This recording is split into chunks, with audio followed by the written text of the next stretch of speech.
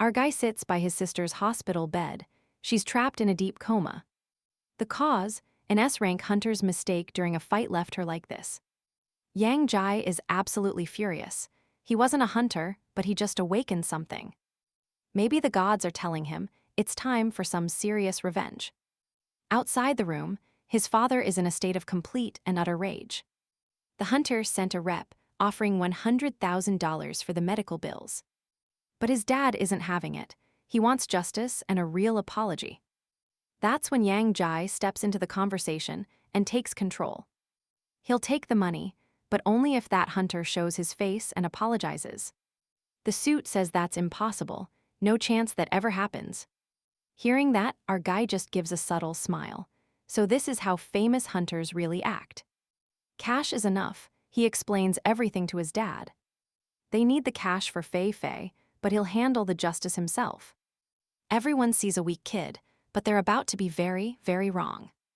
Those suits, and even his own father, have no idea who he really is. Yang Jai just awakened a hidden and terrifying ability that changes everything. He can steal powers. He already tested it on his sister, and it worked. It worked perfectly. Night falls. The lawyer leaves and calls his boss to say it's all done. He added another $100,000 in compensation to seal the deal. Bing Chu Jr. laughs it off. He tells the lawyer the money is coming. The deal is done. The money will be sent later today. The lawyer wishes he had powers too. Must be nice to be a hero. Back in the room, Yang Jai looks at his sister once more. He tells Fei Fei not to be mad about him signing that contract. We need the money, but I'm still going to find the real truth. There's no way this whole thing was just an accident, not a chance. Some heroes aren't heroes at all. He's going to change this entire world. This is Yang Jai, a trainee reporter who was hurt by an rank. His sister is Yang Fei Fei, and he's moving to the Minjiu area. To make his plan work, he leaves his parents to live on his own. He moves into his new apartment and meets two girls already living there. Ding Lan introduces herself and her quiet roommate on the sofa, Jai Wai. There's one more neighbor, but she's not back at the house yet. Yang Jai gives his name. Ding Lan says new roommates are rare lately. Why not celebrate the new guy? It's been a while since they had one. Jai Wai says she's a new student this year and has to study. She's heading to the library tonight, so they can go without her. Yang Jai retreats to his room. A celebration isn't really necessary right now. He's tired from the move and just wants to get some rest. He lies down and pulls out his phone to check the latest news. Videos of heroes fighting monsters are everywhere, and everyone is watching them. He can't remember when it began, but dark portals are appearing everywhere. Gates to another world, opening up across the entire surface of the planet. And that's how the monsters first arrived in our world. Our planet only survived the monster invasions, thanks to gifted individuals known as heroes. To stop these hunters from going rogue, the government created the ability law. Only those who pass the grueling tests and earn their hero certificate can legally use powers. Without that piece of paper, you are just another criminal in the eyes of society. Yang Jai clicks play on a video, watching the moment Yang Fei Fei was hurt by a hero. He sighs, frustrated that he hasn't found a single lead yet, but he refuses to give up. Tomorrow is another day to study the footage. Suddenly, he catches a glimpse of the time. 2:30 in the morning already. Time really flies when you're hunting for the truth. He needs to clean up and get some rest, since tomorrow is going to be incredibly busy. Stepping out of his room, he spots a girl stumbling around. Looks like the final neighbor is home. He decides to be polite and say hello, but she's barely holding it together right now. The girl begs to use his restroom, stumbling inside before losing her battle with the alcohol. After getting sick, she simply passes out right there on the bathroom floor. Yang Jai cautiously asks if she's okay, wondering if he should step in to help her. She mumbles that men shouldn't get too close to girls in this state, leaving him totally stuck. Looking for a solution, he heads over and knocks on Ding Lan's door instead. Ding Lan opens up, clearly annoyed, asking why on earth he's still awake this late. He apologizes, explaining their roommate is drunk in the bathroom and really needs another woman's help. As a man, he feels completely out of his element and doesn't want to overstep any boundaries. Ding Lan just tells him to leave her there. This isn't exactly a new occurrence. She has work tomorrow and zero patience for late-night drama, so she tells him to go to bed. The door slams in his face, leaving poor Yang Jai standing there in the hallway. It looks like he's the only one left to help. He goes back to check on her. He tries to get her to wake up, but she's completely out of it and silent. After a quick apology, he gently lifts her up, but then something strange happens to him. The system suddenly pings. It detected an ability that can literally overload the human brain. He realizes this girl is a hidden ability user, just like all the others. A full report pops up in front of him, detailing this strange rank F power. Title: Brain Overload. It essentially pushes the mind way past its normal processing limits. For a short time, her computational speed skyrockets, though the girl seems totally unaware. The system rates it as having good potential. She has no idea what she's truly capable of. Yang Jai settles her onto the sofa and covers her up with his jacket to keep warm. He thinks she seems clever. With the right focus, she could easily become the very best. He decides to take the ability, but he'll find a way to pay her back eventually. A notification chimes. The brain overload skill has been successfully added to his collection. Now he wonders exactly how this new power will change things. The system suggests that this and his mental attack are perfect for a merger. Both belong to the mental category. Does he want to unite their power? Yang Jai gives the go-ahead. It's time to see what happens next. Merging complete. He's just unlocked a brand new D+ rank ability that feels incredibly strong. Name: Superbrain. This isn't just a simple upgrade, it's something else. It automates mental attacks while boosting his deduction and calculation skills to insane levels. But there's a catch. It's a double-edged sword that he has to handle with extreme care. Looking at the data, a thought occurs to him. This might be his missing piece. With his mind boosted, he can finally find those hidden clues in the incident video. After a rough night, things were just getting started. Bright and early, someone is knocking. Yang Jai shakes off the sleep, wondering who is calling. He opens the door and surprise. It is the girl from yesterday. She is holding the coat he used to shield her. She is here to say thanks for the rescue. Her name is Lin Naixu. Nice to meet you. Taking the coat back, Yang Jai takes a good look. Is this really the same girl? She looks so innocent now, right? He brushes it off, saying it was really no problem. Just helping a neighbor out. He gives her a fake name, call him Yang 11. But then guilt hits. He actually swiped her power last night. Poor girl has no clue. She didn't even know she had a pull ability. So, he checks to see if she is okay. Are you feeling all right? Naixu just smiles at him, looking totally fine. No red flags here. She tells him not to worry. She is used to feeling a bit off. Wait, used to it. Suddenly, the door flies open. Some guy bursts into the room, shouting his head off. Checking out the place, he spots Naixu. Immediately, he thinks Yang Jai is hiding a girlfriend. Relax, man. Don't go starting rumors. She is just the girl next door, literally. Our guy is in shock. He is probably thinking he wasted money renting this whole apartment. Turns out, solo living isn't cheap or profitable. He quickly fixes his hair to look cool. He goes full charm mode and greets Miss Naixu. This guy's name is Fan Peng. He is Yang Jai's buddy and work partner. Naixu is polite, shaking hands like a pro. She says to just call her Naixu. Fan Peng does not waste a second bragging. He claims to be an ability user. His special power, taking photos with his bare hands. He is offering to take her pictures, but Yang Jai is not having it. Time to go. He cuts him off, telling Naixu they are heading to the editorial office. Duty calls. They have got a job to do. Fan Peng tries to complain, feeling totally interrupted. Why the rush, buddy? I was just getting to the good part of my pitch. Back at Lugang Publishing, Yang Jai is focused. He has got that mysterious video on loop. He kicks his superbrain into high gear, scanning every frame for important clues. Deductive reasoning at its finest. He watches the footage over and over, searching for anything off. Something is not right. These movements, they look incredibly strange even for a monster. But of course, Fan Peng is right there. He nudges him, wondering why he is not pursuing Naexu. She is a total beauty, man. Why aren't you making a move? If you won't, I will. Yang Jai just sighs. They are just neighbors, okay? Don't go making things awkward. But Fan Peng is on a roll. He thinks turning a neighbor into a lover is easy. He even offers to give him some dating lessons. Yeah, right, like he is an expert. Suddenly, the mood shifts. Screams echo through the building. A monster is here. They are on their feet instantly. They rush to the window, and there it is. A one-eyed assassin monster. The city alarm systems are going off like crazy. Level disaster warning. Everyone is told to hit the shelters while the heroes mobilize. It is total chaos, but then a voice booms over the crowd. Don't be afraid. A hero steps into the light.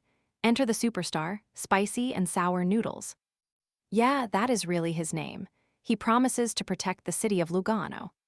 The crowd is losing it. They love this guy. Their B-rank savior has arrived. They are cheering for Spicy and Sour Noodles. Everyone is convinced he will save the day. Meanwhile, Fan Peng has got his eyes on the prize. He is zooming in on the threat. This one-eyed assassin, it is bad news. That armor looks nearly impossible to crack. He warns the team that this thing's defense is on a whole different level. This beast had a lethal melee talent. Even 18 spiders would struggle against it. They would have a nightmare. Even our hero, Spicy and Sour Noodles, might lose. Victory was looking impossible. Fan Peng turned back to report the intel to Yang. But Yang 11 was gone. Fan Peng could only mutter about how fast he was. He kept watching from the window, thinking about how regular people were too weak. It was finally time for him to use his powers and make real money. Just then, Fiery Butterfly arrived. She asked the elder if he needed some help. The veteran hero told her she arrived just in time to contain this monster. He ordered her to attack immediately. Fiery Butterfly nodded, ready to unleash power. The live broadcast officially started, hosted by Director Ji and Mao Huang. Director Ji was blunt. He called Spicy and Sour Noodles a totally selfish fighter. He claimed the hero was incredibly arrogant during his very first appearance as professional. Mao Huang was shocked. He asked why the director gave such a harsh review. Director Ji explained the secret. To use his power, the hero eats noodles. Specifically, a bowl of spicy and sour noodles was his only way to strength. He usually showed up late, after others had already worn the monster down. Mao Huang laughed, praising Director Ji for always exposing the secrets others hide. The director just told him to shut up and focus on the battle. He ordered the host to watch the live broadcast of the chaos on screen. The fight raged on. Fiery Butterfly told the veteran hero to step aside. She slammed the beast with her flames while the presenters analyzed every move. She blasted her powers while the hosts provided constant and dramatic live commentary. Mao Huang shouted that the monster's life was coming to a final end. But Director Ji disagreed. He warned that this might not be over yet. Mao Huang asked why. Director Ji replied that monsters are actually incredibly smart. He added that he had not seen a single shred of anxiety yet. After the flames died down, everyone saw that the monster was not defeated. It wasn't just standing there, it didn't have a single scratch on it. The hero realized the truth. The monster had evolved a powerful fireproof shield. Fiery Butterfly was dismayed. She asked her partner if he could hold out. She was desperate, knowing it would be a long wait for backup to arrive. Backup was too far away. They were the only ones standing in its way. In that panic, the veteran hero remembered a grim conversation with the director. The director warned him that his professional career was at a breaking point. If he wanted to stay a star, he couldn't afford to lose. He had to become a famous star or be replaced by younger rookies. A single failure would tank his fame and ruin his entire legacy forever. The company would dump him. He couldn't lose his senior status right now. This thought terrified him. He refused to let his career end like this. He was desperate to protect his position at any cost, no matter what. So the veteran hero decided to swallow a mysterious and strange blue pill. Yang Zai, watching the screen, felt a chill. He had seen that pill before. But there was no time. Suddenly, the monster lunged and snatched the girl. It grabbed Fiery Butterfly. She screamed in terror, begging the hero for help. The live broadcast captured every single second of the horror for the world. The main screen shows that monster grabbing the fire butterfly, and the comments explode. A user named 3lives3idiots immediately jumps into the live chat. They note that, as they all knew, the spicy noodle hero only has 15 minutes. Another user, Yinpupu, begs for any hero to save the kids from death. Meanwhile, the fire butterfly is trapped by the monster, struggling and screaming for help. She cries out that she doesn't want to die, but wait, someone is there. A tentacle is suddenly ripped apart, freeing her from that monster's terrifying grip. It's him, the spicy noodle hero. TV host Mao Huang is absolutely losing it. He slams his fist on the table, shouting that this is just excellent news. Our hero should be out of time, but he's somehow broken through his limits. He's stronger than ever before. You and I have never seen power like this. Mao Huang jumps out of his chair, yelling that the hero hasn't aged yet.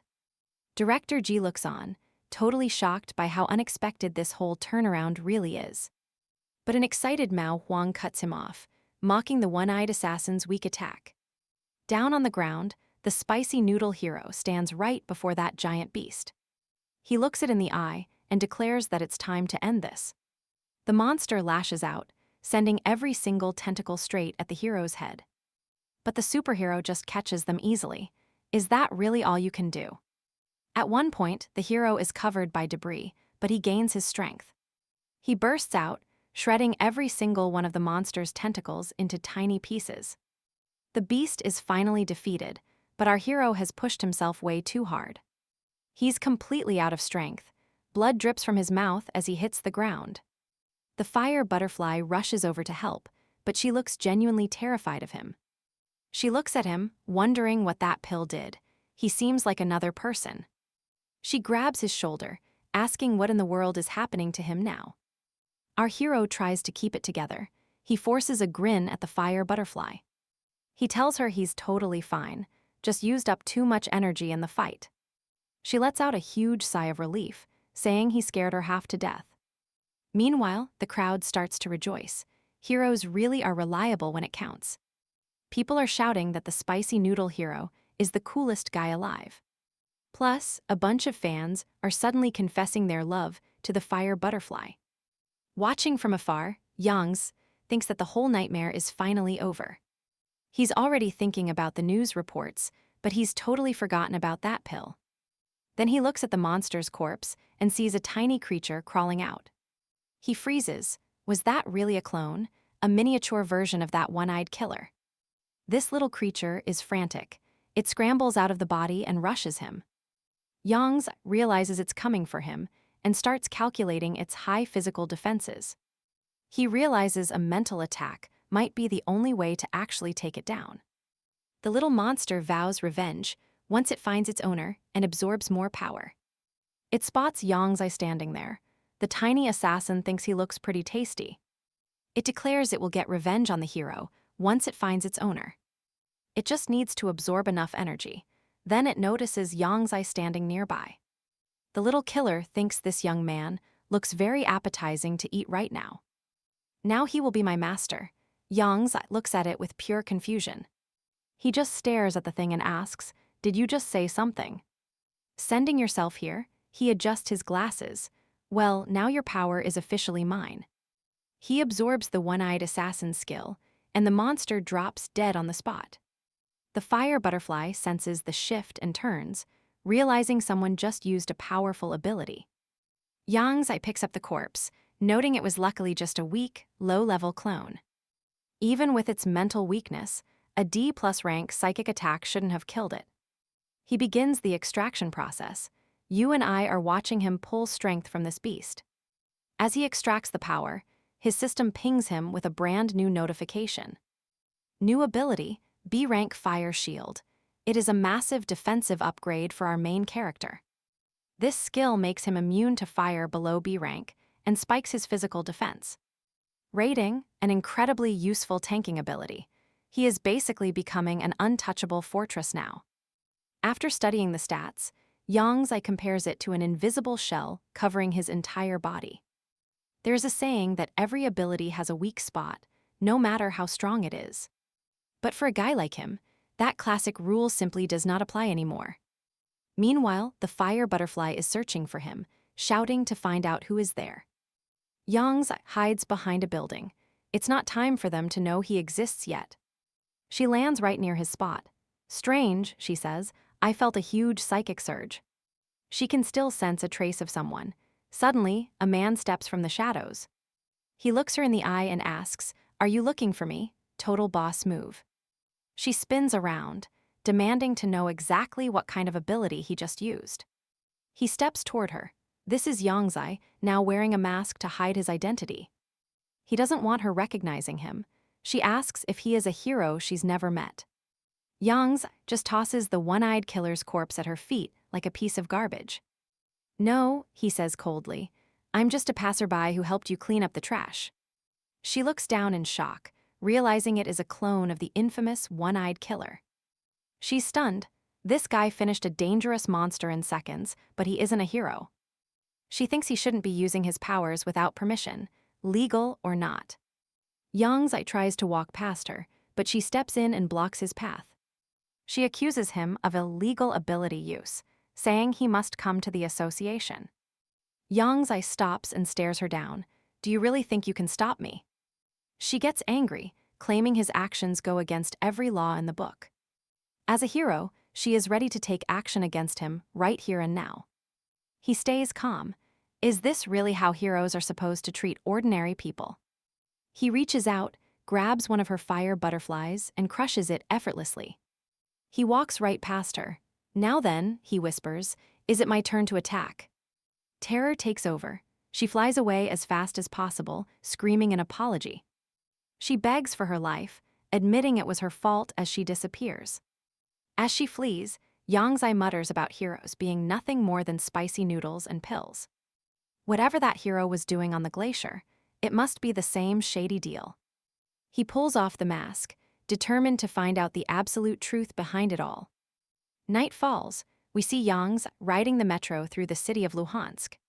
He sits there in silence, lost in his own thoughts as the city rushes by. Heroes are just spicy noodles and blue pills, he mutters.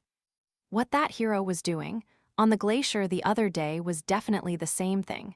He takes off the mask. I'll find out the whole truth, he says. Evening had already come to the city. Yangzai was riding the metro through Luhansk, sitting quietly as the train moved on. Riding the subway, our main character decides he is done collecting powers for now. Time to master his brain reboot skill while searching for the blue pill. He bumps into a total stranger and offers a quick apology as they pass. But when he reaches for his seat, his heart drops. The backpack is gone. Did someone actually just rob him?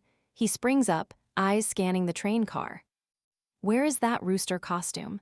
Did that guy in the jacket take it? He scans the crowd. They haven't even hit the next station yet, right? The thief cannot be far. Maybe he has some kind of secret invisibility skill. But wait, smell does not lie. Time for a quick brain reboot sensory boost. With his senses overclocked, he catches a familiar scent from that same guy. The aura and clothes are totally different, though. This isn't just a vanishing act. It is a shape-shifting ability, pure disguise, clever but not clever enough. A smirk plays on his lips. This useful little power just delivered itself. He follows the thief right off the train, staying glued to his tail throughout. The man thinks he is having a big harvest day, but he is acting nervous. He can feel someone watching him. He is shaking, and he does not know why. He spins around and spots our hero. This guy, how is he still here? Our lead just gives a casual wave. The thief's mind is absolutely racing now. Stop right there, Yangzai shouts. The thief bolts, terrified of getting caught. He thinks he has hit a brick wall today. He ducks into a bathroom. Yangzai tracks him easily, trying to hide in a toilet stall. How pathetic. You are too weak for these games. Just come out and face the music. But when the light flickers on, the stall is empty. Where did he go? Don't tell me he actually dipped into the women's room. He is that desperate. Sure enough, our hero heads inside and knocks on the stall door loudly. I know you are in there. Just open up and save us both the trouble. A high-pitched voice screams back, calling him a total pervert and a creep. All right, watch this. You and I know he's about to do things the hard way. One kick and the door flies open. The person inside starts screaming bloody murder. Help, pervert, they scream, pelting our hero with rolls of toilet paper. He wipes away the paper, realizing the skill is even weirder than expected. It mimics voices, too. The thief starts begging for mercy on his knees. It is my first time, he claims, but our hero sees right through it. This power changes your vibe, but it does not actually change your body. The man sighs, defeated. Here, take your bag and your weird costume back. Our hero grabs the pack, checking to see if his gear is safe. Everything is still there, I promise. The thief tries to get ahead. So you didn't even peek inside? Yongza asks, staring the man down hard. I didn't touch a thing, the thief swears. Our hero nods, seemingly satisfied. Go find a real job. Try being a decent person for once, you hear me. The man agrees instantly, thanking him for being so generous and sparing him. Sparing you? Who said anything about letting you go? Our hero's eyes turn cold. The thief's face goes pale. He's realized too late what is about to happen. A moment later, the power is gone. Our hero heads back out alone. I said I was done collecting abilities, but that one was too tempting. All right, you and I are looking at an F-rank ability called Quick Change. The description is simple. Change your entire outfit with one flick of the wrist. It even has built-in storage. Yang Jai decides to test it out right now. One gesture and boom, he's in a sharp suit. He steps out feeling fresh. It's surprisingly useful. But suddenly, two police officers approach him with a serious look. They've got a situation. Apparently, a citizen reported a pervert in the ladies' room. There was screaming. They ask our main character if he heard anything suspicious nearby. Yang Jai plays it cool. He tells them he saw a shifty guy hiding. He points them toward a pervert in disguise. The cops groan and move in. They head inside to investigate. Yang Jai watches as they drag the creep out. The pervert is caught red-handed. Our hero thinks some people really waste their gifts. Some people really don't deserve their powers, but he'll definitely fix that. 1 week later, a taxi drops him off to meet his buddy, Fan Peng. Fan Peng waves him over. Finally, you're here, he shouts out with a grin. But Yang Jai stays stone-faced. He wants to know why this meeting is so urgent. Fan Peng pulls him into a hug. Guess who I just saw inside the club? He asks who. Fan Peng smiles. It's your girlfriend Lin Zusu working the floor. She's an attendant now. Yang Jai snaps back that they aren't even a couple. He's annoyed. Why bring her up? They start heading toward the club entrance anyway. Fan Peng tells him to stop faking. He'll see the truth for himself soon. They're walking toward the club now. Fan Peng says he can stop faking it. He needs to see the reality of the situation and understand what's happening. They head inside. Fan Peng leads him straight to a very specific table. Lin Zusu spots him. You and I can feel that awkward tension rising. They order a few cocktails. Fan Peng tries to cheer his best friend up. Don't be so sad. There are still many beauties left on this earth, right? This is his territory. He tells his friend to just sit back and relax. He calls over some company. 3 girls arrive and give them a warm welcome. Li Li, Tian Tian, and Bao Bao. Fan Peng calls them his little sisters. He introduces Yang Jai as his handsome best friend. The girls are definitely interested. One sits right next to him. Brother Jai, you're so good-looking, she chirps. She offers him a drink, but at the next table, things are getting ugly. 2 guys and 3 girls are sitting there. One man is complaining loudly. He claims he's unlucky. If his brother hadn't taken his car, he'd have one. His buddy Lian tells him to get real. He lost. Stop blaming cars. This drunk guy is Liu Yuan. He's bitter about his dad and his bodyguard. He tells Li and he couldn't reach his father, so he became his guard. Then Lian asks him a sharp question. Is it simply because he can't keep his mouth shut? It must bother a normal guy like Liu Yuan. Being limited by a high-rank hero must be frustrating for a guy like him. The hero rank difference is a huge insult. Liu Yuan absolutely hates it.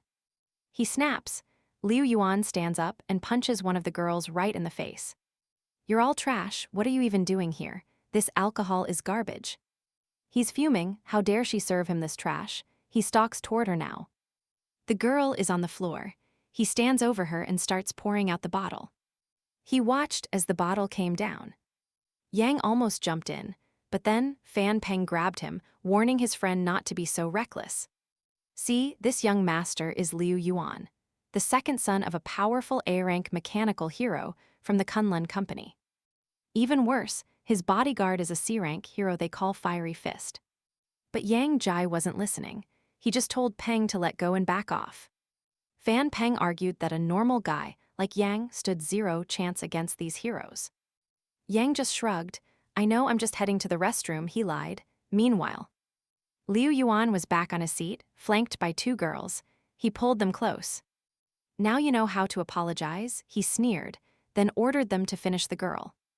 "Kill her and I will spare you all," he promised. Suddenly, a man stepped up. He started forcing alcohol down Lin Zusu's throat. That's when Yang Jai, now masked, attacked. He floored the guy. Yang then turned to Liu Yuan. "So, a hero's son is here." But Liu Yuan was completely wasted. He barely even noticed what was happening right then. His bodyguard Li Yan stood up instead. "Who do you think you are?" he demanded. Chugging another bottle, Liu Yuan slurred that it was probably just another dead man walking. Yang Jai just smiled. "I am just a guy who wants to talk business," he said. "I want to make a deal with you, brother Liu Yuan." "A deal?" Liu asked. "What kind of deal?" Li Yan cut in, telling the young master it was late. "Time to go," he said, but Liu Yuan just hurled a bottle at his face. Calling him trash, he screamed, "Back off. Can't you see I'm doing business with him?" Li Yan was absolutely fuming now. Meanwhile, Liu Yuan turned back to the masked man. He asked Yang Jai, "So tell me, what kind of deal are we talking about?" Li Yan grabbed Liu's shoulder. "You are too drunk," he said. "Just sit down and rest. I will deal with this actor myself." While they argued, Yang Jai just sat on the sofa. He calmly picked up a glass of liquor. Looking at Li Yan, he asked a question. "You want to fight me? Look, I am usually against violence, but you are annoying. You are stopping me from discussing very important matters with your master, you see." Yang Jai set the glass down and stood up. "All right then," he said, "here it comes. I am going to teach you a lesson." Li Yan scoffed. "Let's see who teaches whom." Li Yan ignited his fiery fists. "You are having a very unlucky day," he warned. "You never should have provoked me." Yang Jai just watched him, calculating the threat level. Fire elemental, C-rank, he thought. Suddenly, a massive crowd started to gather around. Someone whispered, "That guy is brave, but challenging an A-rank hero student is suicide." While the tension rose, the Jai sisters hurried over to help poor Lin Zusu. They offered to help her clean up. Lin Zusu thanked them, trembling with fear. People in the crowd were confused. Does anyone know why they are even fighting? Look at his mask. Is that a chicken? He's mysterious, but can he actually win? Can he really beat a fiery boxer? Li Yan didn't wait and pounced forward. He lunged with flaming fists, but Yang Jai didn't even move. Li Yan paused. Why isn't he dodging? Is it a trap? He wondered, getting closer and closer. He reached him and scoffed. How naive. No enemy has ever survived this strike. Since the day I became a hero, no beast or man has withstood my power. He unleashed the blow. The crowd watched, absolutely terrified of the outcome. He is going to be incinerated, someone cried, but then the flames faded. Everyone gasped. Yang Jai was perfectly fine. Li Yan was stunned beyond belief. Pure shock, he is safe and sound. Then, Yang Jai launches a psychological strike. A mental blow that knocks Li Yan out cold. Liu Yuan jumps up, completely stunned. He screams, Yang Jai is way too strong. The fiery boxer was finished in one hit. Total victory. With the fight over, Yang Jai activates his extraction ability once again. It is an A-rank skill called Flame Strike. He can summon fire in his hands. Its rating, highly effective. By now the crowd has fled, leaving the bar empty. Liu Yuan is all alone and shaking with fear. He finally snaps back to reality. What just happened? He stammers. Did that guy really lose his fight that quickly? He realizes he is trapped with no escape. He asks what kind of deal they need. How much money do you want? I can transfer it to your account right now. But Yang Jai is not interested in cash. He just grabs him tightly by the throat. No, stop, Liu Yuan gasps. Don't you even know who my powerful father is? Yang Jai just stares back coldly. A mechanical hero, so what if he is? If you kill me, he will never forgive you. Liu Yuan screams out his final threat. Yang Jai pulls him closer. I am not killing you, I have something to share instead. Liu Yuan chokes on his words. Then Yang Jai asks him a very strange question. Do you want to have a special power? Liu Yuan is shocked. What kind of power? He is finally released. Trembling, he asks if Yang Jai is playing some kind of game. Do you think you are a god? You think you can just give powers to people? Yang Jai is serious. If you want it, show up at this location in 7 days. He tosses over a piece of paper with an address. This changes everything for him. Once the dust settles, Yang Jai calls his friend. Fan Peng sounds incredibly worried. I thought you were dead. Why did you not call me? I was so scared for you. The bar was way too loud, Yang Jai lies. I just went outside for some air. What is going on? Fan Peng sighs. Man, you missed the most insane show ever. I am coming out now to show you the video. You will not believe the fight. Also, do you want to grab some barbecue? Yang Jai says he will eat anything. Part 1 of the plan is finished. Now he just waits for the target to bite. He has Liu Yuan on the hook. Once he starts checking the Kunlun Company records, everything will move much faster. It is the perfect way to get the real truth. He promised his sister he would find the answers. He is getting closer every day. Meanwhile, the big shots at the Hero Association are reviewing the footage of the bar. The mechanical hero looks at the screen. What are we seeing? Give me your thoughts. What do you all think? The ice adventurer speaks up first, looking very grim. That masked man used his hand like a blade. 1 second was all he needed. He looks massive, taller than an orangutan, but the lazy swordsman disagrees with that. It was not a physical strike. Li Yang lost the moment that guy moved his hand. Mo Long slides a report across the table. Here are the medical findings from forensics. It is the injury assessment for our fiery boxer. Everyone needs to see this right now. Look at the data. As the heroes read the report, they are absolutely horrified. They all shout at once. Are you saying his fire ability is just totally gone? It seems so, the mechanical hero confirms. This is a total disaster for them. Who is this guy? The swordsman asks. Someone who can actually erase a person's power. Mo Long narrows his eyes. Only S-rank heroes are supposed to have that kind of skill. The mechanical hero looks worried. Are you really suggesting that it might be him? An adventurer leaps from his seat, shouting that it is impossible. The transporter. Is he not just a dying old man? How could he show up now? Mo Long sighs. Kunlun Company cannot handle this massive mess alone. They will be forced to report it to the top. Over at the Hero Association, the lazy swordsman is skeptical. Someone with special powers like that. How could any company use a man like him as a secret weapon? To treat him like a killing machine without anyone noticing, it just does not add up. The mechanical hero chimes in, suggesting they keep it quiet. This needs to stay a company secret. Cut to Liu Yuan's estate. He is lying in bed, completely lost in his own thoughts. Yang Jai's words are looping in his head. What kind of deal is this guy offering? He wonders if he could actually gain abilities. Is it even possible for a guy like him? The offer sounded like a business transaction, but what could Yang Jai possibly want in return? He stares at the address before crumpling the paper. He tells himself it does not even matter. In a couple of days, he will have his own power. Everything else is just noise. Meanwhile, Fan Peng is confused.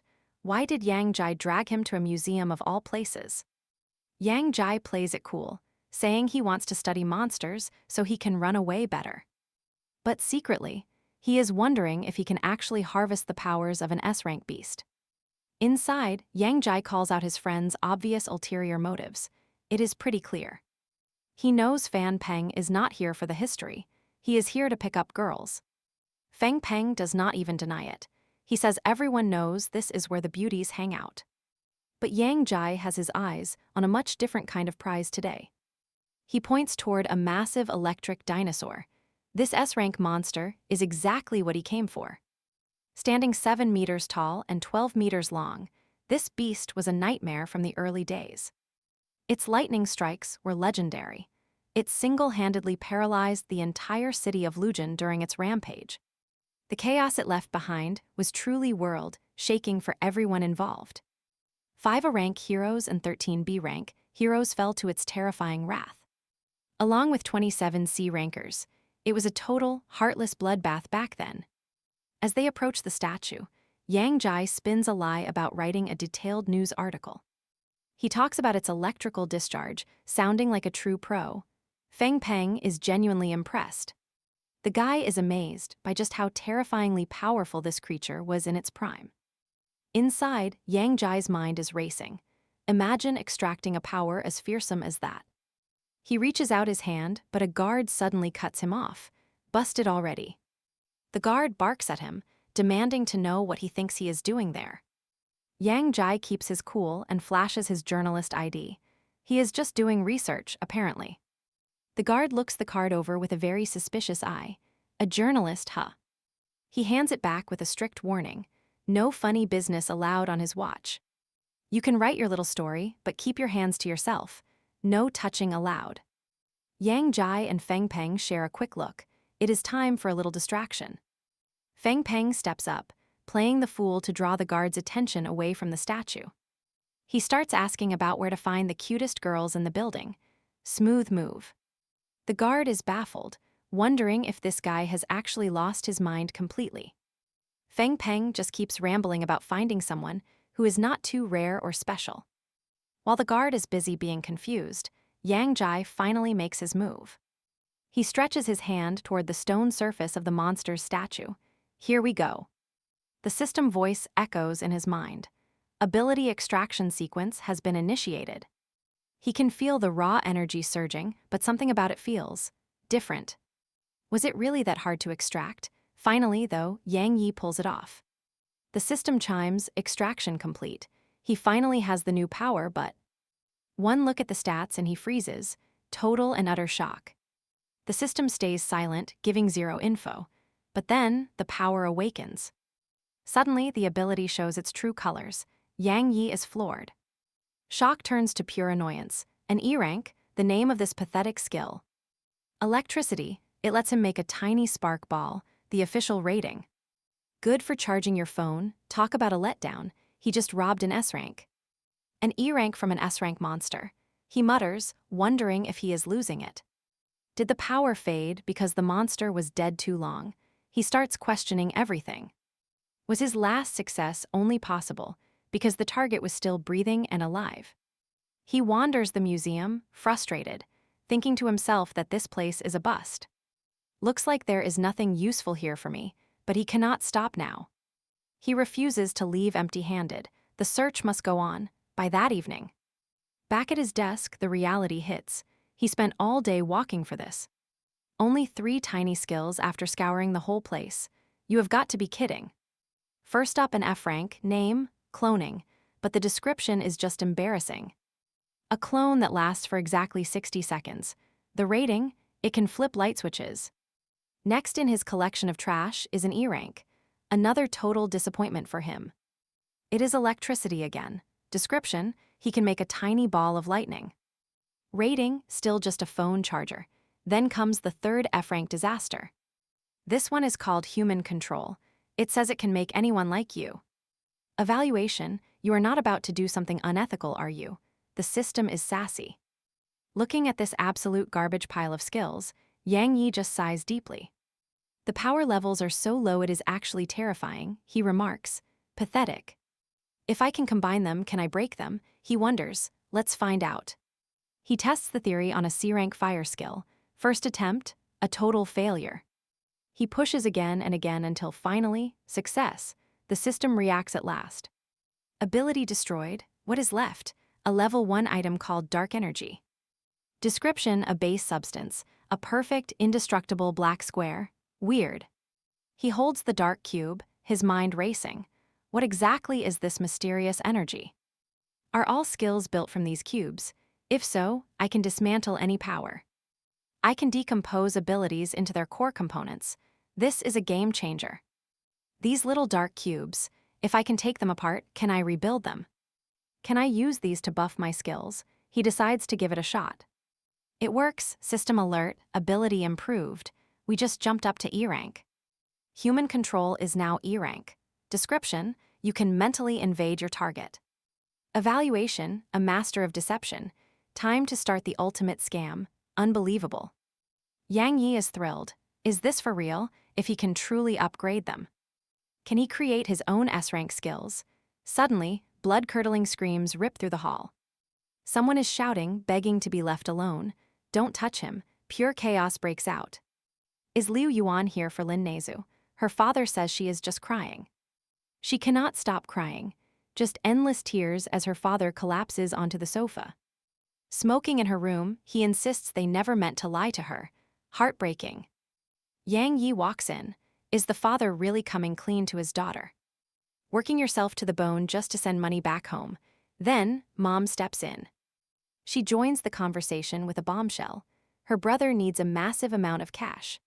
He wants a house, a car, and a wife. Everything a guy needs to settle down, right? But the total, $1 million. Where on earth would they even get that much?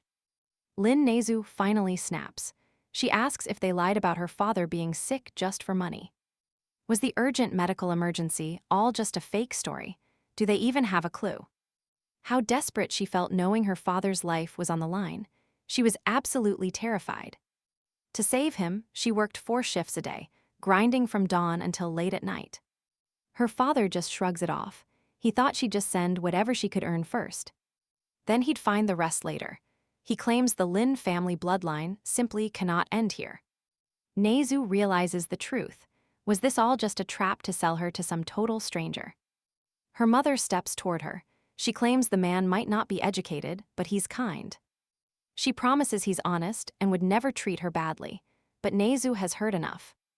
At this point, the young woman completely hits her limit. The anger is just overflowing. What is wrong with their way of thinking? Where do they think the money came from? That $50,000 she sent last week, it didn't come from just waiting tables and bartending. She had to become an escort to make that kind of cash. Do they even care? Hearing this, her parents are frozen in pure, absolute horror. Her father stands up, shaking. He demands to know what she just said. How could she? You ruined our family reputation. He screams, hurling insults while raising a hand to her. Go ahead and hit me, she cries. Her clients have already hit her much harder than him. But Yang Yi isn't just going to stand by. He steps in to protect her immediately. He tells the father to calm down. After all, she is still their own flesh and blood. The father is livid. Who are you to interfere in our family business? He shouts. It's my job to punish my daughter. Who gave you the right to stop me? Yang Yi sees the father has no regret, but the mother, she looks completely heartbroken. He decides to step in with a little supernatural push to help Lin Nezu out. He activates his ability to control a C-rank person. Now, watch what happens next. Suddenly, the mother slaps her husband across the face. Enough is enough, she yells. Our daughter had to sell herself because of you. Do you even have a heart? She rushes to Nezu and pulls her into a tight hug. The tears are flowing freely. I am so sorry for hurting you, she sobs. You have always been my dearest child. Even the father realizes his massive mistake and lets out a long sigh. Fine, he mutters. Her brother will just have to earn his own way in life. Lin Nezu smiles softly. As long as they understand, everything will be just fine. After all, who wouldn't feel bad for their own family? This hits close to home. Seeing them together makes Yang Yi think of his own sister back in the hospital. The next morning, Nezu is at the station, seeing her parents off with a smile. Stay safe, she tells them. She promises to visit home when the new year rolls around. Her mother nods, telling her to take care and to stop doing such dangerous things for money. As the train pulls away, she turns to Yang Yi and thanks him for everything. They head back together. He hands her a coffee, hoping her brother actually learns his lesson. Hard work is a much better teacher than just receiving a handout from his sister. Nezu gives him a playful wink. Come closer, she whispers. I have a secret to tell. Yang Yi leans in, curious. What could she possibly be planning to say to him now? Our hero was lost. Then, Lin Nezu walked right up to him and planted a kiss on his cheek as thanks. Later that night, Yang Yi suited up again. He knew a monster processing center like this would be guarded by elites. This massive facility was basically a treasure trove of monster corpses. It was the perfect spot to snag brand new powers.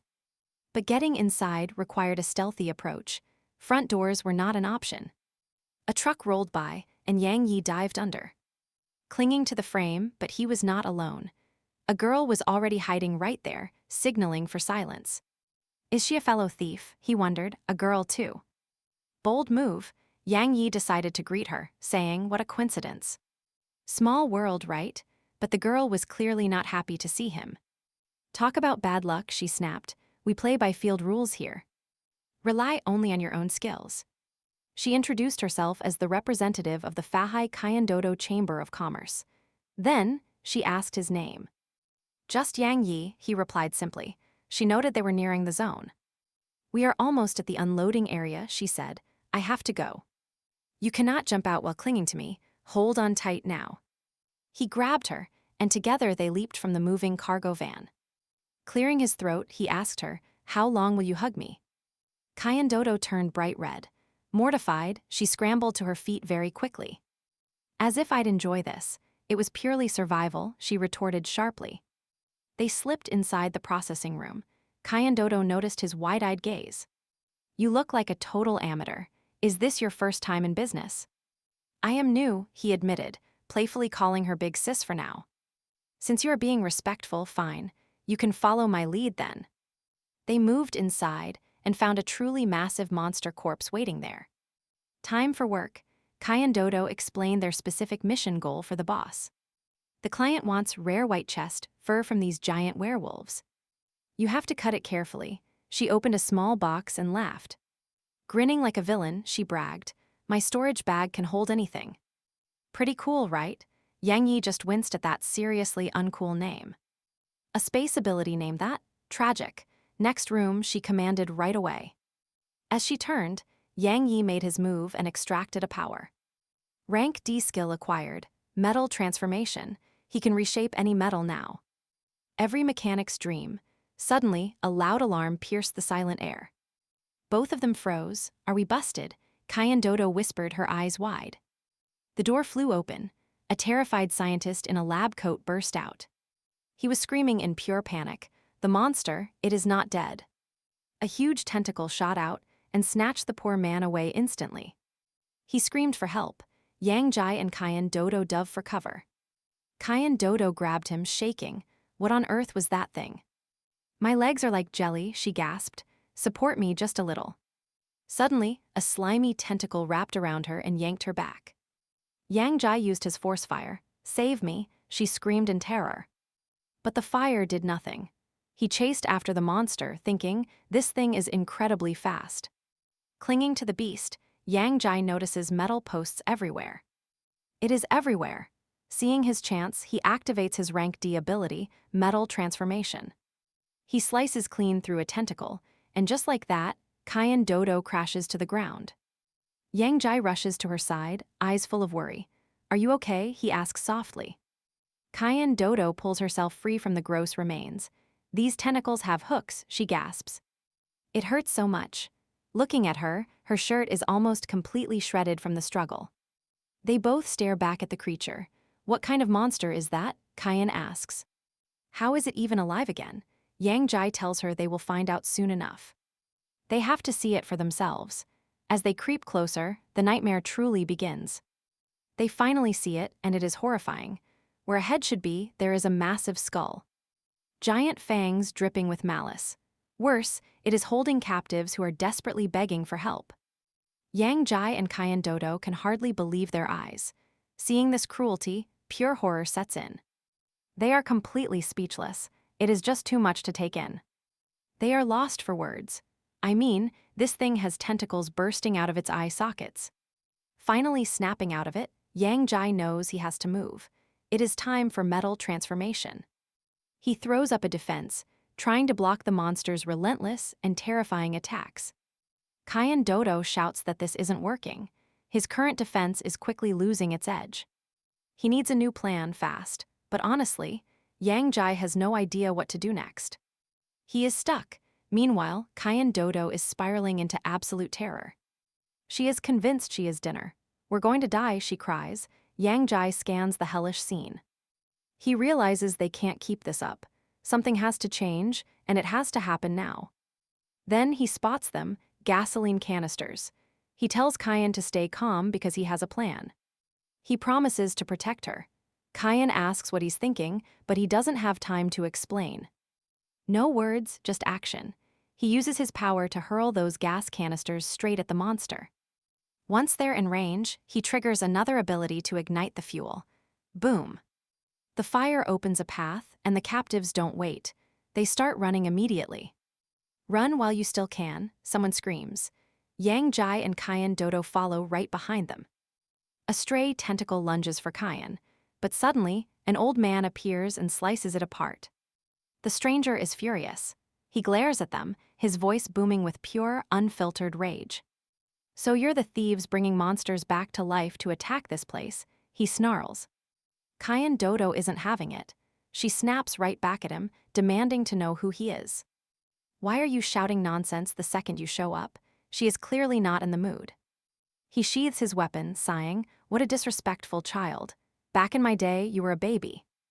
You were still drinking milk when I was in my prime." Now, Kyan Dodo is absolutely fuming. She calls him out for being a rude old man. But then, Yang Jai realizes something big. This is Duan Shulu, the legendary hero who took down the King Kong berserker 10 years ago. Yang Jai steps in front of Kyan, protecting her with his own body. He faces the legend. "Senior Duan," he says. The elder nods. "At least you have some manners, Yang Jai. I will deal with you after I finish this monster." Yang Jai can't help but wonder. He's an A-rank hero, but what is he doing in a place like a cadaver center? Suddenly, Old Man Duan charges forward to engage the monster head-on. He unleashes the North Star Attack Style 1. This is going to be epic. Greedy Wolf Attack. Watching from the side, Yang Jai is completely blown away. It's the legendary North Star Attack. Every single move is a masterpiece of martial arts. These techniques are so advanced, even an S-rank hero would find them hard to handle. Kyan Dodo watched, completely mesmerized by the sheer power of that technique. "That's amazing," she shouted, but the beast, it just got even angrier. Its speed doubled, yet the old man stayed ice cold. He wasn't done yet. Activating Polar Star Attack Style 2, Hunger for Heaven. Time to end this. He unleashed the water of heaven's power, flooding the battlefield. The monster stood no chance. Total defeat. With the beast dead, Duan turned his sights back toward Yang Jai. He pointed his weapon directly at them. "I've finished with the monster," he growled. "Now it's time to deal with you too." Yang Jai felt the pressure rising. Those eyes, they were cold, determined, and absolutely dripping with bloodlust. Yang Jai tried explaining they hadn't summoned the creature, but the old man wasn't listening. Duan scoffed. "Nonsense, you look suspicious. Why would I ever believe your lies?" "Think I'm that easy to fool?" Kyan Dodo leaned in close to Yang Jai. She whispered, asking if he could actually take this guy. Yang Jai's answer, "Not great." He admitted he couldn't win and asked her plan. That's when she smirked. "I'm just lending you a weapon," she said, handing him some gear. As she bolted, she yelled that it was armor made from a B-rank monster. "It'll give you the edge you need. Good luck," she cheered from a distance. Yang Jai suited up. This was insane. It felt just like that fairy sister's gear. But there was no time to reminisce. Duan was already closing in fast. "Taste this," the old man roared, but Yang Jai's defense was ready. He realized the armor was holding up. Even Duan's heavy strikes weren't breaking through. This gear was legit. The real battle started now as Yang Jai focused. He triggered his brain reset.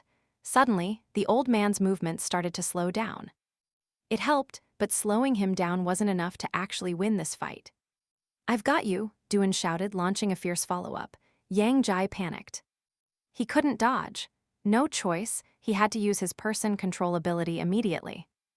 Duan froze. You actually stopped my movement. Yang Jai gritted his teeth. I'd be dead if I didn't, he retorted. Duan just looked at him coldly. Is this petty trick all you've got? Yang Jai decided to change tactics. Using metal transformation, he forged a blade. The sounds of clashing steel filled the air. Every strike from the old man was heavy. Yang Jai had to time his pauses perfectly. One wrong move and he'd be sliced in half. He used control just to survive. A crowd gathered. People started whispering as they watched the intense duel. He's taking on Duan Shulu. Is that kid a rank 6 hero or something? From the weapon god zone, Yang Jai heard them and his mind raced. Who exactly is this weapon god? Duan suddenly pulled back his blade. Looking at your style, you're clearly no petty thief. Duan sheathed his sword. He turned to the crowd and ordered everyone to clear out of the area. He had things to discuss in private, but someone was bold enough to hesitate. Really, we have to go, Duan's temper flared. What was that? Are you really going to ignore an order from the manager of this facility? The crowd panicked. Everyone scrambled, terrified, running as fast as they possibly could. Kyan Dodo waved, telling Yang Jai should be waiting for him right outside. Once they were finally alone, Yang Jai asked what the old man really wanted. Duan sighed. I know you aren't a weapon god, your skills give you away. You're nothing compared to a weapon god, only your metal control even comes close. But with those multiple powers, you're definitely a powerhouse in your own right. Someone of your caliber didn't just break in here to steal some cheap monster fur. Old man Duan narrows his eyes. Was he really after the world's deepest, darkest secret? World secret? Our guy is totally lost, having zero clue what the old man means. But he's not about to pass up a chance for some serious insider information. Playing it cool, he admits it. Yeah, he's here for the secret of the world. The old man just laughs. He loves that youthful ambition and raw confidence. It's about time a legend like him shared the truth with someone this strong. Everything is going according to plan. He gives him a solid, approving pat. The center's true goal, opening a one-way tunnel to the monster realm, a white hole. Wait, what? Duan spills everything. This nightmare actually started 15 years ago.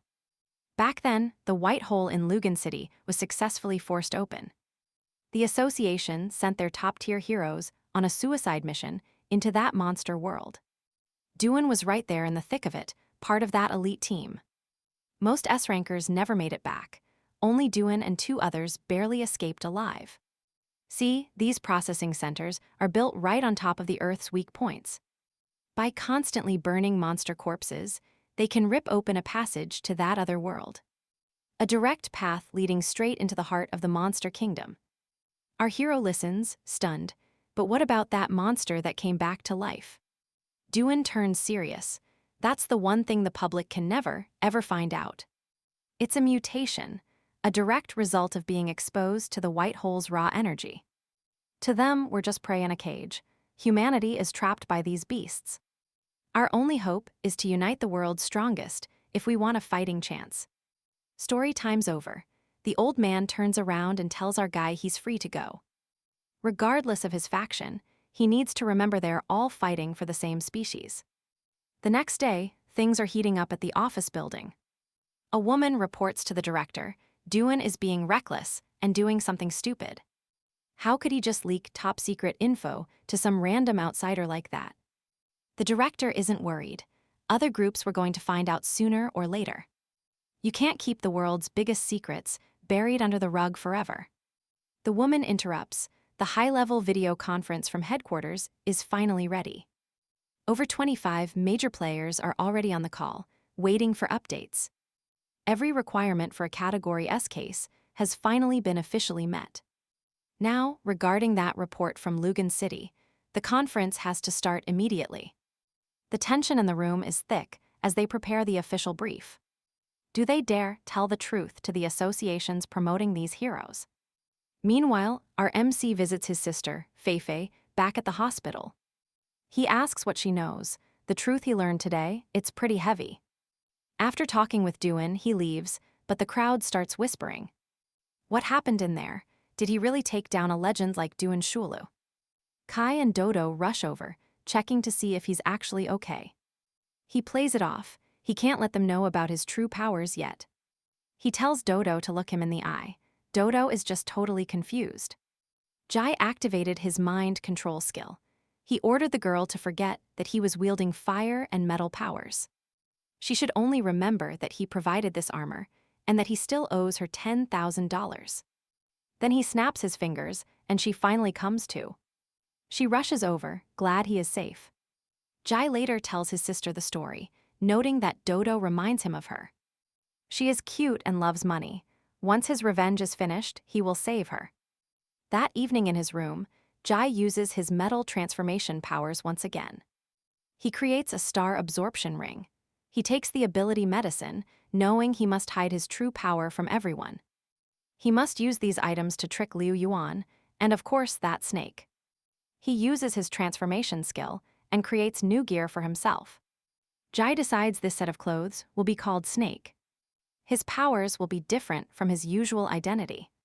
He will use C-rank electricity and fire attacks when needed. Because Yang Zai is part of this, a massive organization will soon emerge. They will be called the Judges. Their mission is to judge fallen heroes. Jai heads out to meet Liu Yuan. When he arrives, the guy is sound asleep. Jai approaches and kicks him awake immediately. Liu Yuan jumps up yelling, "How dare you wake me? Want to fight?" But he recognizes Jai and quickly apologizes. He says he was just sleepy. Jai thanks him for coming as requested. It seems Liu Yuan believes him. He calls Jai boss and says if he gets an ability, he will give Jai money and status. Otherwise, he can just go cry over Yang Zai. Jai pushes him away. He says he is not interested. Getting powers is easy, just look at me. Liu Yuan obeys the command. Then Jai uses his control ability on the man. He tells him to talk about the blue pills, but Liu remains silent. Jai wonders, what is going on, did I fail? He orders Liu to slap himself. But the man does nothing and stays silent. Jai thinks he wasted his effort. Could it be that Liu has an ability, perhaps a high C-rank power that blocks control? Jai tries a mental attack next. He recalls their last bar meeting. It did not look like Liu had any powers. Still, he decides to try. He successfully extracts an ability from Liu's soul. Jai is left completely stunned. What the hell, he mutters. This guy actually had a real power after all. It is an A-rank skill named Resurrection. It allows a one-time rebirth once dying and going back one full day. It is an A-rank ability. But get this, it only triggers after death. How stupid is that? Jai was shocked. He wondered if this guy actually had an A-rank skill. This changes everything. It did not look like Liu Yuan had powers. Still, Jai decided he should try anyway. He successfully extracted Liu's ability. Jai was left very surprised. What the hell, he muttered, does he really have a power? Liu Yuan had an A-rank skill called Resurrection. Only one rebirth after death can he return back one full day. Grade, a rank skill. However, it only triggers after death. How stupid is that?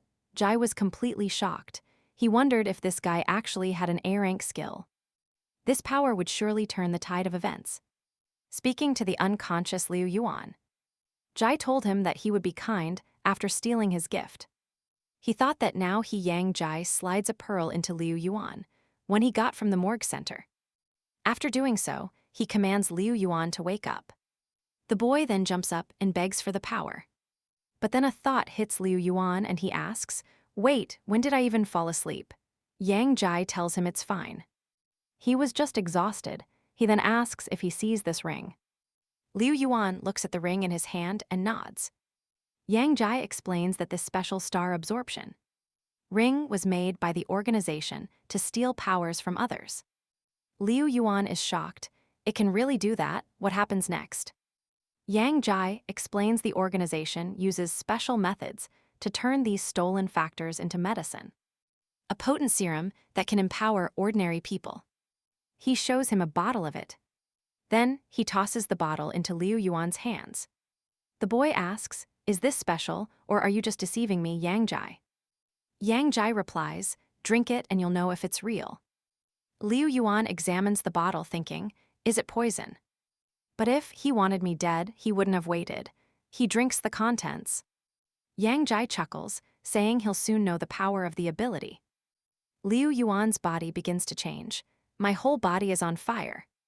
Yang Jai watches, thinking, it has nothing to do with medicine. I'm the one controlling the pearl from a distance. For a moment, Liu Yuan turns into a werewolf. What is this? He asks. Yang Jai answers, this is the ability to transform. He asks for his thoughts. Liu Yuan asks, is this a real power? My brother can turn into a dragon. Am I stronger than him? Yang Jai says his brother is E rank, while Liu Yuan is F rank. Liu Yuan is livid, and F rank. But between F and E, there's a gap of 3 ranks. Yang Jai clears his throat. He tells him not to worry since he's new to the organization. So they could only provide him with F rank medicine for now. Liu Yuan makes a pitiful face and begins to choke back tears. Seeing his face, Yang Jai thinks, he's turned into a werewolf, but why is he so stupid and cute as a husky? He tells him that since they're partners, he's bumped him up to E rank. Liu Yuan realizes the organization must have other hidden abilities. Doesn't this mean that one day he'll be stronger than his father?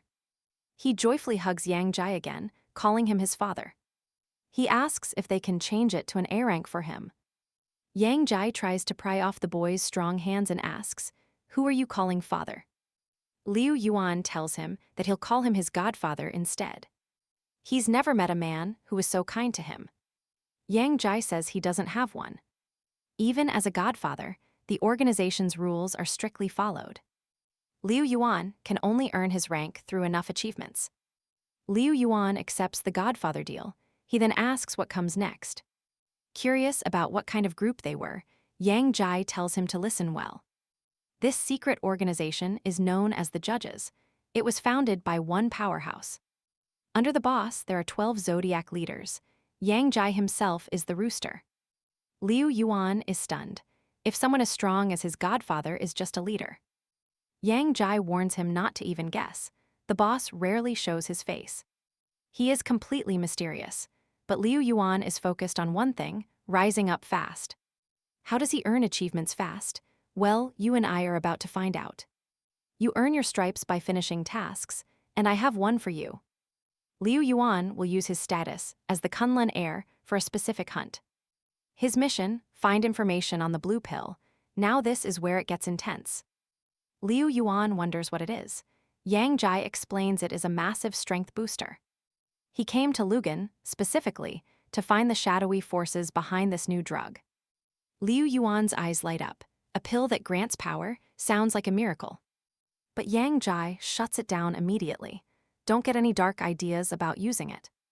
One hero already lost control and hurt someone. Liu Yuan says he understands perfectly. He grabs Yang Jai's shoulders, demanding to know the culprit. Who was the hero? It was an A-rank hero from their own company, known as Glacial Adventurer.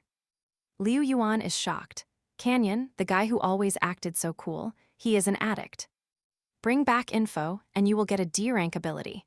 That is the deal. Yang Jai starts to leave but stops. He forgot one tiny, very important detail.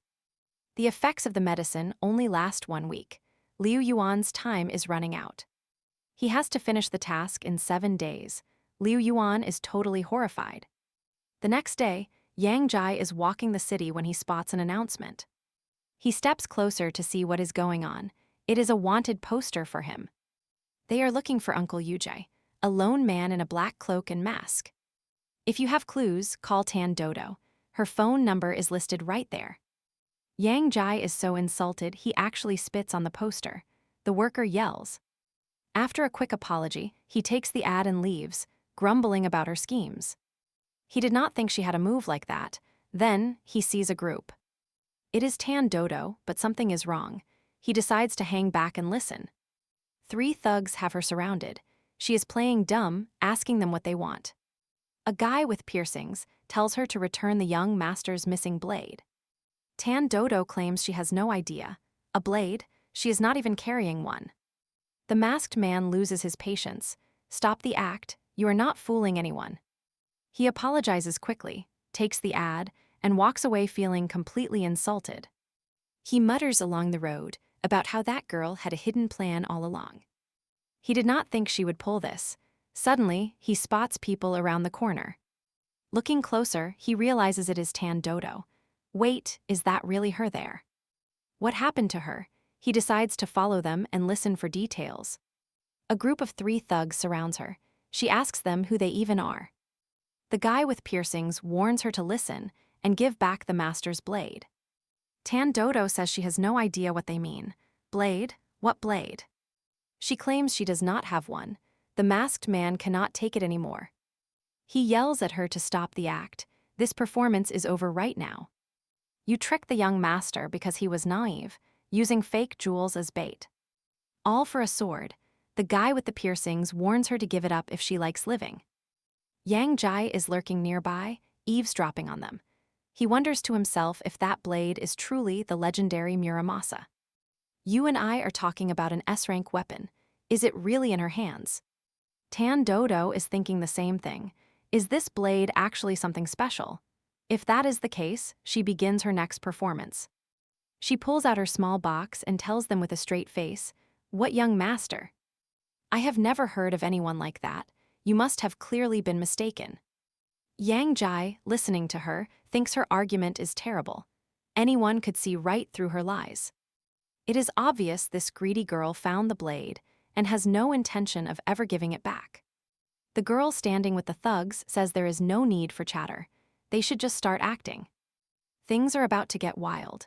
The pierced man immediately activates his triple knives army-style ability. While he strikes, the masked man uses his doppelganger shadow-style ability to join the deadly assault. Seeing this, Yang Jai wonders if these are hereditary abilities. Are they both ranked higher than C rank? Tan Dodo says she is not the type to be easily intimidated by some flashy moves like those. She digs into her backpack and pulls out a weapon called a kametachi. Then she just tosses it. She starts to run, laughing as she leaves. In her mind, there is no rule about returning items. Once she receives something, she keeps it. Meanwhile, the third girl with the A-rank snow ability remains. Tan Dodo just wants to leave, but she is confused by the sudden blizzard. Why did it snow? At this moment, Yang Jai activates his change clothes ability. The girl is already chasing Tan Dodo. She uses her snow typhoon to close the gap. Yang Jai is genuinely terrified for the girl's safety. He shouts her name. Reporters have already arrived at the scene to film the chaos for the news. You and I are watching this fight go viral as a reporter announces the chaos on Changting Street. He begs any nearby heroes to come to the rescue as soon as they possibly can. Meanwhile, Tan Dodo gets caught in the snow typhoon. She hits the ground hard and cries out. That fall really looked like it hurt. The girl approaches her and demands she return the item. It never belonged to her, but Tan Dodo is surprisingly brave. She looks up and asks her, "Fine then. Tell me what kind of blade you lost. Was it a silver one or gold?" This cheeky response makes the girl furious. She uses her power to pin Tan Dodo to the ground. She warns her to be honest. Otherwise, she will freeze her legs and break them into tiny pieces. Tan Dodo stays serious, though. She says she won't fall for it. She earned this blade fair and square. She is not going to throw it away just like that. Instead, she tosses it to Yang Jai.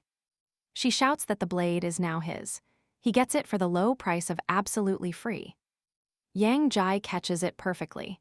He thinks to himself that this is exactly what he expected from her. He thanks her for the sword, realizing she knew he was there, but then he looks at it. This thing is a wreck. Nobody would want a worn-out blade like this, even if she paid them. Tan Dodo looks a bit embarrassed. She didn't expect them to chase her so far for this junk. The girl screams that they are partners and orders her men to grab Yang Jai right now. Suddenly, Yang Jai is surrounded. 4 angry men close in, ready to tear him apart for that sword. One of them swings a weapon at him, calling him names. He tells Yang Jai to taste this. But something strange happens. Yang Jai feels the blade in his hand. It is absorbing his mental energy.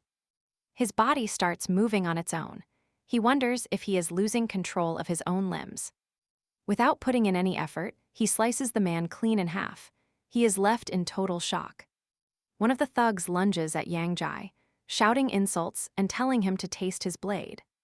At that moment, Yang Jai realizes the sword he is holding is literally absorbing his mental energy. Is my body moving on its own? He wonders as he feels a strange power taking over. Without even trying, he slices the man clean in half. He stands there in shock, asking, "What is even happening?" Out of nowhere, the pierced man lunges at Yang Jai. But Yang Jai counters instantly. The attacker collapses, begging his master for some mercy. Yang Jai then strips the man of his power. It turns out to be C rank. The skill, 3 styles of blade, sun, and moon, a legendary martial arts technique. This allows a warrior to channel energy to push back any incoming threat.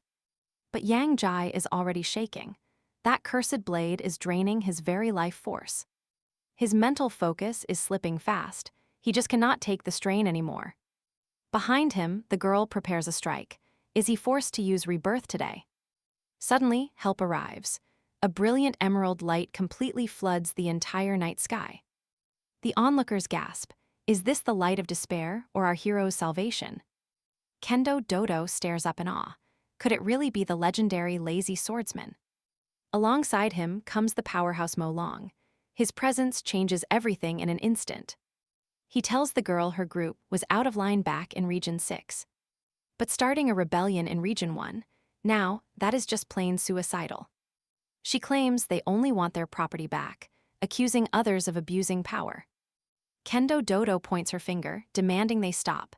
This blade belongs to her. After all, her master gave it to her. It is her soul and life. The girl realizes 2 high-rank heroes have arrived. Her odds of winning hit 0. Safety comes first. Kendo Dodo tenses, sensing the girl is planning a desperate trick. But she does not look defeated. She continues to use her terrifying freezing ability. She offers to leave the city if they just return what is hers. Mo Long just chuckles. Leaving the city of Lugum is not going to be easy. Do you really think Region 1 is a place you can just leave? He leaves the girl to the lazy swordsman while he goes to test Yujai. The swordsman warns him. The company wants to recruit him, so do not overdo it. Mo Long strikes anyway. He claims he is just helping them settle their dispute. Yujai tries to block, but the force behind the strike is absolutely overwhelming. He is sent flying a massive distance through the air. Kendo Dodo cries in terror. Mo Long looks disappointed. Is that all the strength you possess? He asks coldly. The girl realizes she might die if she does not use her trump card now. She activates her absolute 0 ability, but the lazy swordsman is already moving. He counters with his blade of strong wind, repelling every single attack. He even lands a hit, but then he claims he did not actually strike her. Kendo Dodo's heart sinks. She just saw the girl crash violently to the earth. The lazy swordsman informs her that it was merely a clever, layered illusion. She has escaped for now, but he knows she is hiding somewhere very close by. Then they notice another problem. Yu Jai's brother has also gone missing. Yang Jai is hiding behind a corner, breathing hard and cursing that blade. It has drained every drop of his strength. He is completely defenseless now. How can he cope with this? But wait, there is a strange detail.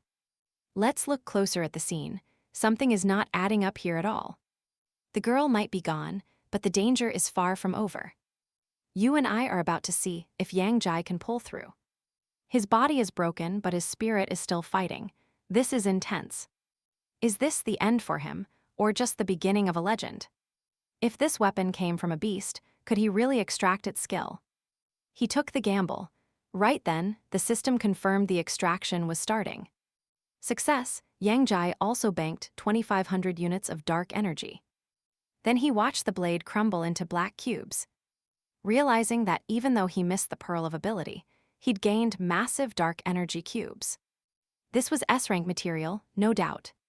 But for the dragon, what kind of power would he need to actually stand a chance? He grabbed the ability sphere. A system prompt appeared. Time for the final evaluation. Only D rank, skill name, metal transformation. Frustrated, Yang Jai finally decided to try again. He then scored an A rank skill named metal. Parts that aren't quite right, so after that, when everything is ready, inserting the right images. and syncing the audio together. Then we proceed to export the video for publishing. So this is the process that I create a complete video. Therefore, I really hope that the YouTube support team reconsiders their decision. Check if there are any mistakes anywhere to help us return to the program earning money from YouTube. I sincerely thank you.